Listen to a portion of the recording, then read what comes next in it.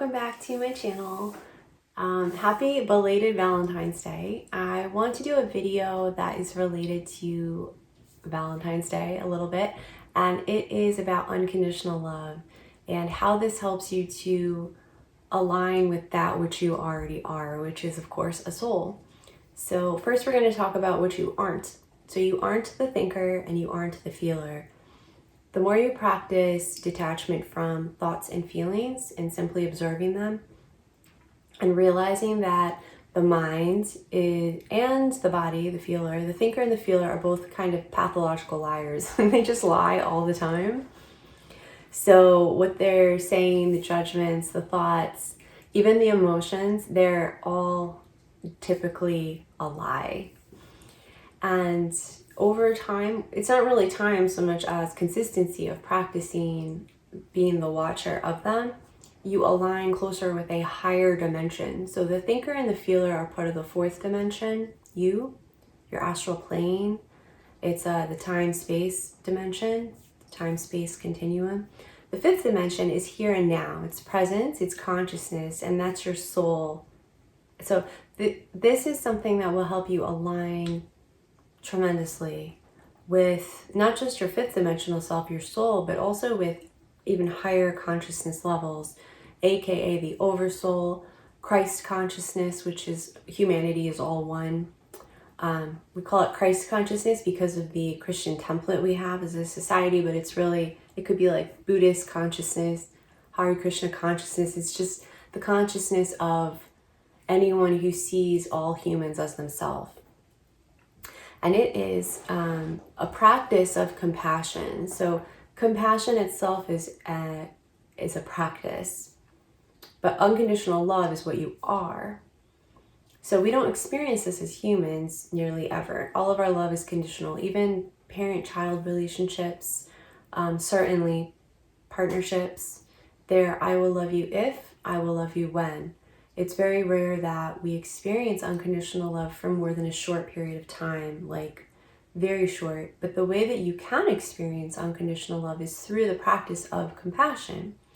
So compassion and forgiveness is when we are able to love someone who is hard to love, someone who is attacking us maybe with, their energy, like someone who is hating on us or misinterpreting us as evil, as something other than pure love. It's really hard when, for example, you have people who maybe gossip about you or they see your actions and they interpret them as something bad when you didn't have that intention, right? You had a good intention and somebody else took it as bad. So if you think about Jesus, this is what happened to him. He had nothing but love, but some people interpreted him as a heretic and then they crucified him. And he didn't even hate those people. He loved the people that crucified him and killed him because he saw everyone as just humans that were stuck as identified with the thinker and the feeler. He saw that, he could see that. And that's what compassion and grace is. And if you can do this over and over again, like if you have someone cut you off in traffic, and so something I do when I see people that are rude or putting themselves first in a way out and about, I just assume everyone has diarrhea, because then I'm like, oh yeah, they really need to be in a hurry because it's just easy to do that.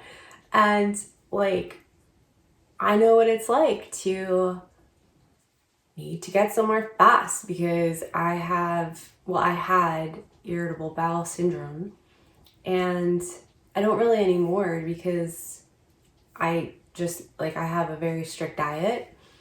But I could totally relate. So anytime anyone is rude to me or, being pushy or anything you could label as that, I just assume they're having stomach problems. Because it's easier. It's easier to assume the best in people and move on with your life. It's just better for you. Now, what about people who are close to you and you know better? You know they're not having stomach problems. They're just like, being selfish, and maybe it's a pattern, and maybe the people who you think hurt you the most, like they said things to you that just, it would have been better if they had, punched you in the stomach. That's how much pain it caused you. Or maybe there were people that physically attacked you. You were physically abused in your life. And I've experienced all forms of abuse in my life. I do understand. And the easiest thing to do is to realize that it's only hurt people that hurt people. Like, that's an old saying, but it's true. People who are in pain are doing the best they can, and that was the best they could do. And they actually thought they were doing good by you. It sounds crazy, but it's true. People who are really strict and either abusive or neglective to their children, what's going on in here is often like, I'm doing them a favor. I'm helping them because it's mental illness. I mean, if it's happening to you in the moment, you get away and you protect yourself, obviously. If a tiger's chasing you, you run or you climb a tree or something. You get away from the tiger. Can tigers climb trees? I don't know. Maybe one day I will find out the hard way that tigers can indeed climb trees. If it's a bear, I just say lay down and prepare for death, right? If it's a bear, just make your peace with your maker, because this is it. This is how you're dying. But if it's something that you're replaying over and over in your mind and you're getting triggered, a trigger is always a lie. A trigger isn't instincts. If a tiger's chasing you, you're not triggered. You're in survival mode. You're doing what needs to be done. That's all that's going on here, is like survive. If you're triggered, it's because you're believing something here or here, probably both. Triggers are lies. The thinker and the feeler just constantly lie to try and, they're not trying anything, it's just a mechanism. So people aren't being cruel because it's personal to you. It's not personal to you. People do not actually care about you that much. It's about them. It's not personal. Even the most, like the person that is the cruelest to you in your life that you could think of, it wasn't personal to you. And if you can really like let this sink in, it's so freeing to realize that it wasn't personal. They did the best they could, and that's all anyone is doing, is the best they can. And we can always make it easy on other people by giving grace, right? Wouldn't you want to be given grace if you're having a bad day? Like, if I'm having cramps or something on a day, I'm probably not at my cheeriest. I'm probably not at my happy-go-luckiest. I'm probably heavily medicated and I'm like, oh God. And I would love to be given some grace that day, for people to be like, oh, she's probably just having a bad day, because I am. Everyone has those days. Just assume everybody is in like physical distress and they're having stomach problems and they're doing the best they can